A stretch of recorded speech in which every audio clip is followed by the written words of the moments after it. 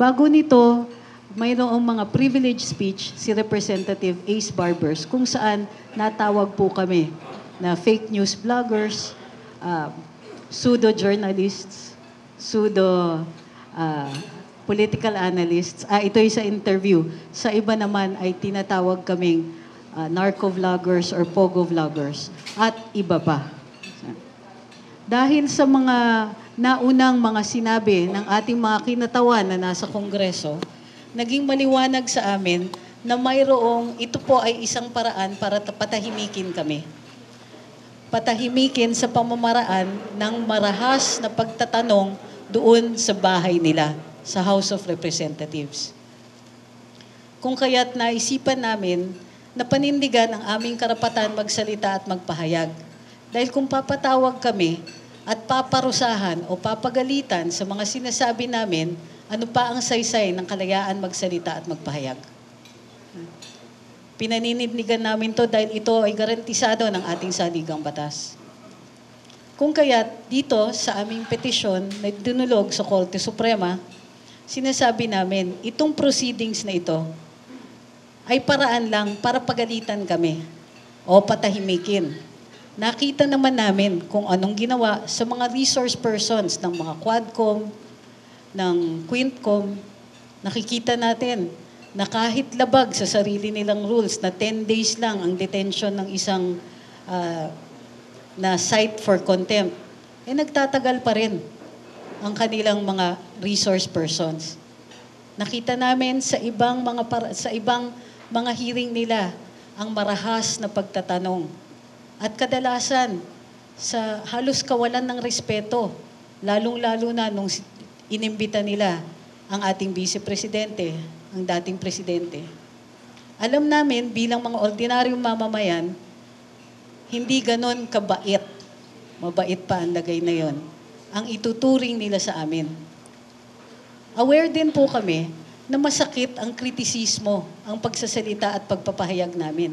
Ngunit alam namin na ito ay karapatan. Ang kalayaan magsalita at magpahayag, ang isang purpose nito is precisely that, para ma-check ang pagmamalabis ng ating mga opisyales. Para ma-check ang pagmamalabis ng ating gobyerno. Sa araw na ito, alam namin, tuloy-tuloy ang pagdidinig doon sa kaso na final ni Attorney Vic Rodriguez ukol sa budget. Isang ehemplo lang po yun na aming pinupuntirya. Korupsyon, pagmamalabis, pagwawalang saysay sa ating mga karapatan, o pagbabastos, paglalapastangan sa aming mga karapatan, tayong lahat. Marahil kinatatakutan nila ay yung tinatawag nilang influence o reach ng ilan sa mga kasama ko dito sa lamesa. Hindi po namin kasalanan yun. Kadalasan nagkukomento lang kami at nagpapahayag ng aming saloobin. Madalas yung saloobin na yon ay galit. Galit sa mga pangyayari sa mga panahon ngayon. Dahil dito, imbis na pumunta sa imbitasyon, imbis na pumayag at tanggapin ang imbitasyon ng Kongreso, ng House of Representatives, sa Korte Suprema kami pumunta at nag-file ng aming petisyon. Dito sa petisyon, sinasabi namin, at liwanagin ko lang hindi po ako yung abogado dito. Petitioner po ako. Dito sa aming petisyon, sinasabi namin, itong hearing, itong inquiry in aid of legislation, itong proposed na legislation nila, pareho yan. Ang pagdidinig ay isang paraan para pagalitan kami, posibleng pahiyain kami, posibleng i-detain kami bilang paghihiganti sa mga sinabi namin. Ang pinopropose nilang batas, maliwanag, labag sa saligang batas na nagsasabing no law shall be passed abridging the freedom of speech. Itong pagdulog namin sa Korte Suprema ay isang paraan para paglabanan namin ang lumiliit na espasyo para sa ating demokrasya. Matagal na tayong hindi ganito. Point out ko lang. For a while, ini-enjoy talaga natin ang malawak na pagkakataon na binibigay ng social media sa mga katulad natin, ordinaryong mamamayan, na nakahanap ng boses, na bigyan ng pagkakataon na mapahayag ang saloobin. Ang ginagawa po ng House of Representatives ay nananakot. Gusto nila takutin ang ordinaryong mamamayan maging critical sa mga nagmamalabis na mga opisyales, sa mga pagmamalabis ng ating gobyerno. Anong gusto nila? Baliwalain namin yung pag nakikita naming karahasan, yung greed na nakikita natin doon sa national budget. Ito na nga lang ang kaisa-isang sandata ng ordinaryong mamamayan, gusto pa nila na paliitin, baliwalain. Nakikita namin dito may imbalance. Ang mga kongresista natin, may power of the purse. Parati nilang pinapaalala yon. Sila ay mga opisyales. Ang sweldo, ang travel, ang bayad sa kanilang mga opisina galing sa buwis nating mamamayan. Mayroon silang power to cite in contempt. Mayroon silang parliamentary immunity sa ilalim ng speech and debate clause. Itong parliamentary immunity na ito, gamit na gamit. Lalong-lalo na kapag ordinaryong mamamayan na ayaw nilang pasalitain, ngunit gusto nilang pahiyain. Nakita namin ito sa ibang mga hearing. Sigurado kami magagamit ito sa amin.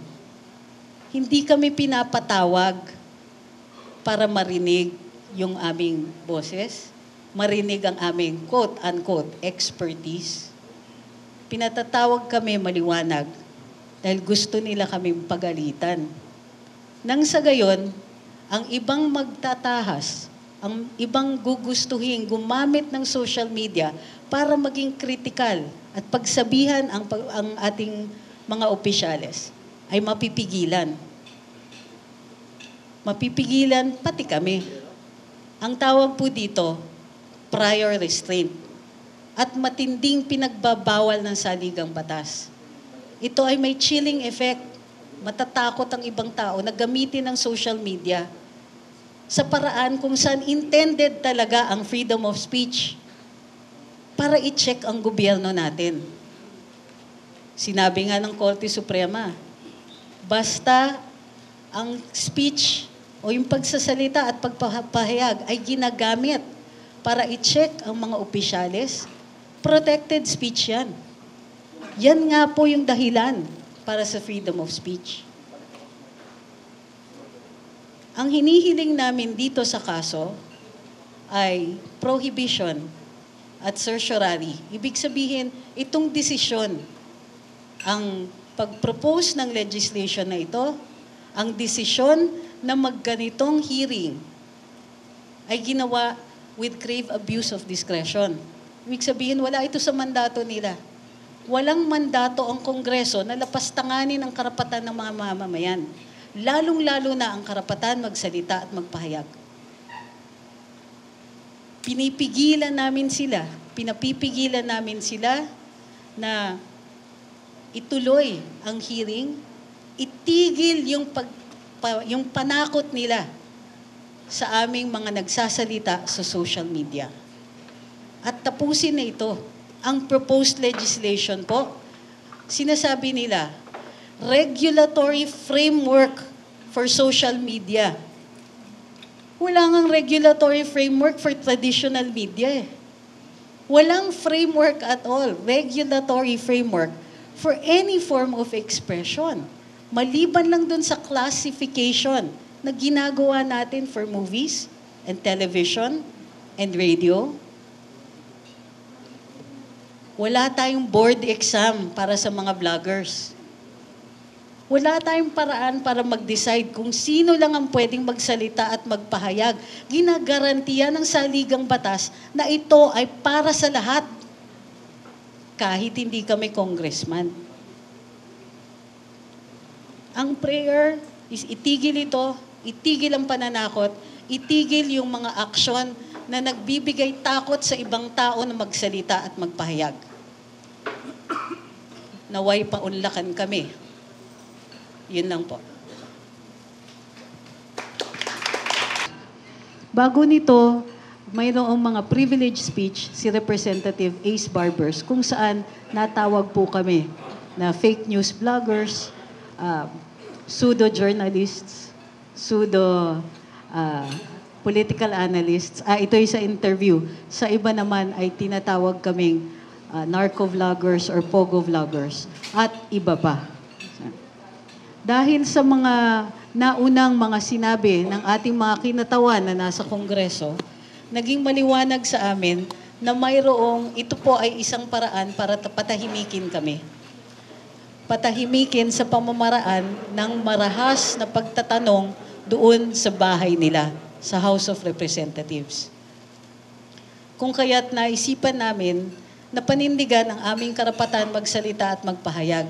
Dahil kung papatawag kami at paparusahan o papagalitan sa mga sinasabi namin, ano pa ang saysay ng kalayaan magsalita at magpahayag? Pinaninindigan namin to dahil ito ay garantisado ng ating saligang batas. Kung kaya't dito sa aming petisyon na dinulog sa Korte Suprema, sinasabi namin, itong proceedings na ito ay paraan lang para pagalitan kami o patahimikin. Nakita naman namin kung anong ginawa sa mga resource persons ng mga Quadcom, ng Quintcom. Nakikita natin na kahit labag sa sarili nilang rules na 10 days lang ang detention ng isang na cite for contempt, nagtatagal pa rin ang kanilang mga resource persons. Nakita namin sa ibang mga hearing nila ang marahas na pagtatanong. At kadalasan, sa halos kawalan ng respeto, lalong-lalo na nung inimbita nila ang ating Vice Presidente, ang dating Presidente. Alam namin bilang mga ordinaryong mamamayan, hindi ganon kabait, mabait pa ang lagay na yon, ang ituturing nila sa amin. Aware din po kami na masakit ang kritisismo, ang pagsasalita at pagpapahayag namin. Ngunit alam namin na ito ay karapatan.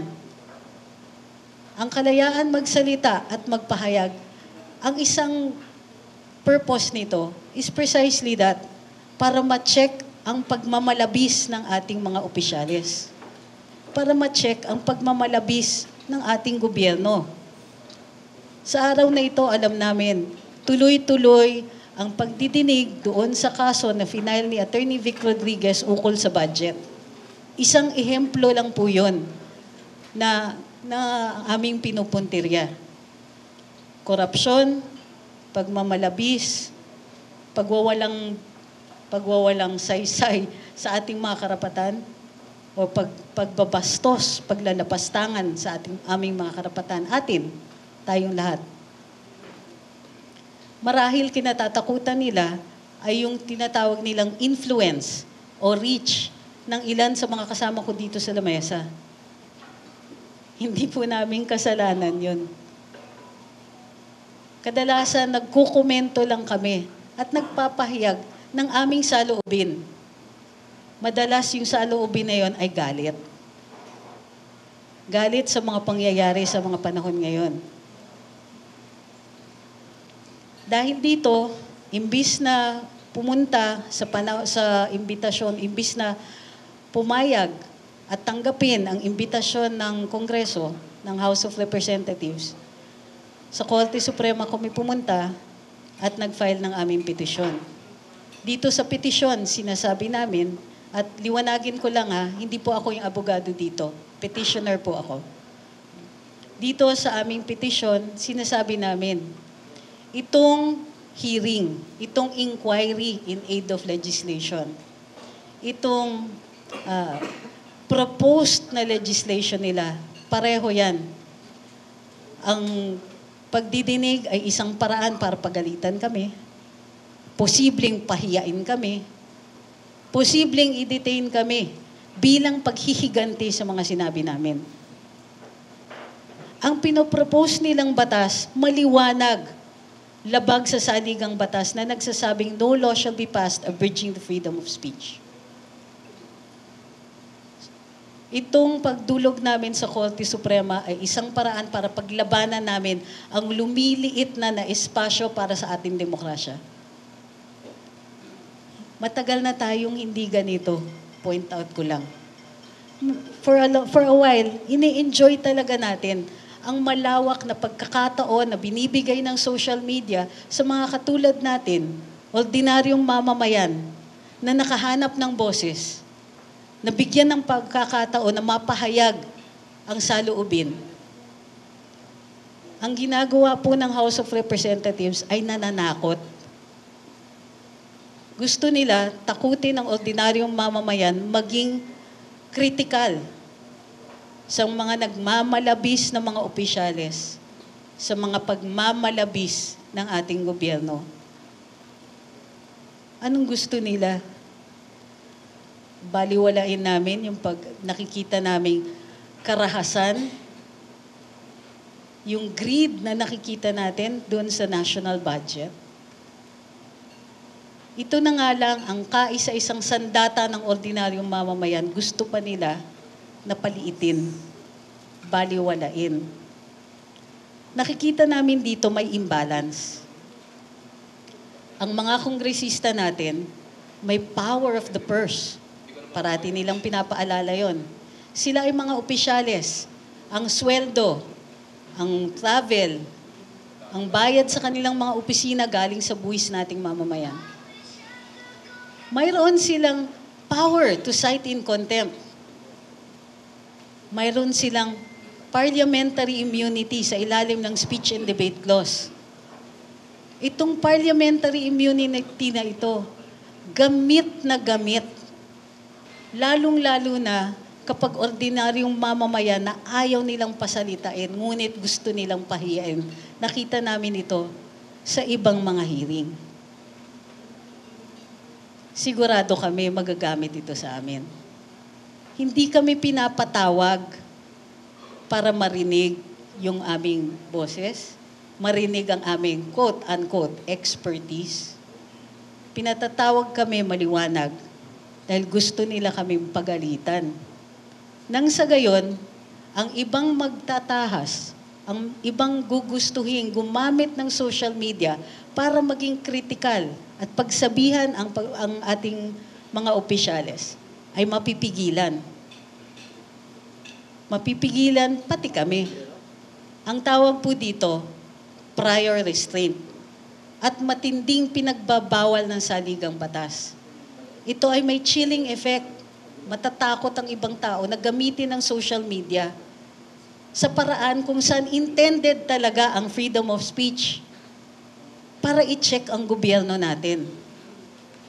Sinabi nga ng Korte Suprema, basta ang speech o yung pagsasalita at pagpapahayag ay ginagamit para i-check ang mga opisyales, protected speech yan.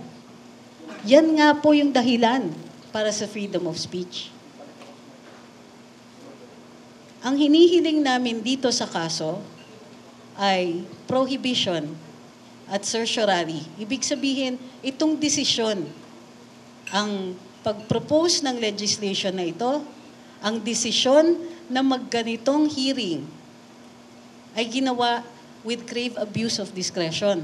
Ibig sabihin, wala ito sa mandato nila. Walang mandato ang Kongreso na lapastanganin ang karapatan ng mga mamamayan. Lalong-lalo na ang karapatan magsalita at magpahayag.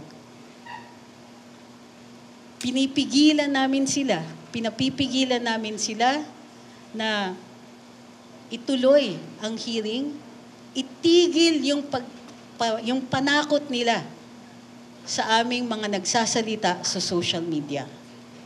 At tapusin na ito.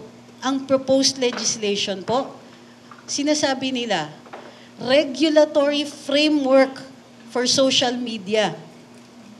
Wala ngang regulatory framework for traditional media eh. Walang framework at all, regulatory framework for any form of expression. Maliban lang dun sa classification na ginagawa natin for movies, and television and radio. Wala tayong board exam para sa mga vloggers. Wala tayong paraan para mag-decide kung sino lang ang pwedeng magsalita at magpahayag. Ginagarantiya ng saligang batas na ito ay para sa lahat, kahit hindi kami congressman. Ang prayer is itigil ito, itigil ang pananakot, itigil yung mga aksyon na nagbibigay takot sa ibang tao na magsalita at magpahayag. Naway paunlakan kami. Yun lang po.